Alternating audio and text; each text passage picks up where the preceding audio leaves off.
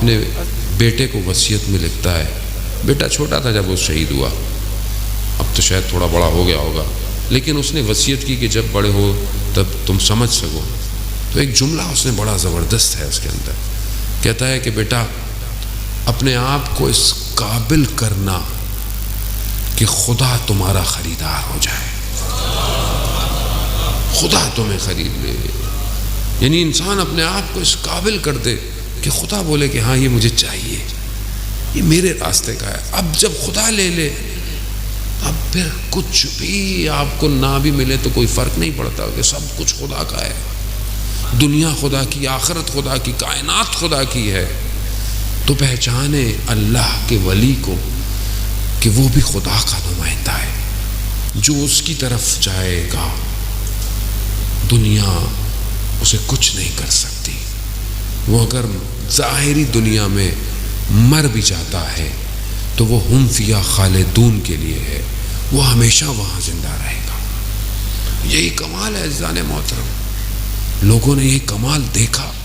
ایک عالم دین بیان کرتے ہیں کہ میں کربلا میں امام کے حرم میں تھا اور میں زری کے مقابلے میں کھڑا ہوا، سامنے کھڑا ہوا.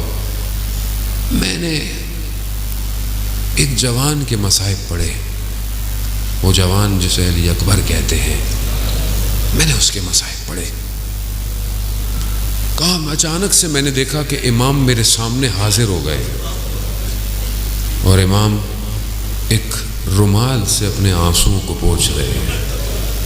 کہا میں نے یہ حالت دیکھی تو میں بے ہوش ہو گیا، اور جب میں ہوش میں آیا تو میں نے کیا دیکھا، وہ رومال میرے سینے پہ رکھا ہوا. یعنی اس عالم سے امام نے اسے عطا کیا. کہا میں سمجھ گیا امام نے مجھے ہدیہ دیا ہے.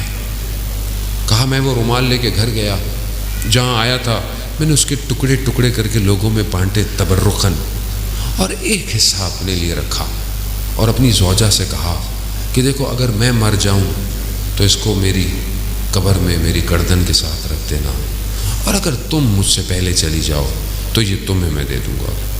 کہا زندگی نے ساتھ نہ دیا، میری زوجہ کا انتقال ہو گیا تو وہ رومال میں نے اس کے حصے کو اپنی بیگم کی گردن پہ باندھ دیا. کہا میں نے خواب میں دیکھا اپنی زوجہ کو کہ وہ آ رہی ہے اور اس کی گردن سے نور نکل رہا ہے. جب وہ قریب پہنچی تو میں نے کہا یہ نور کیسا ہے؟ کہا یہ اس رومال کا نور ہے جو تم نے میری گردن پہ باندھی. بڑی قیمت ہے ان آنسوؤں کی، یہ جو امام حسین کے غم میں نکلتے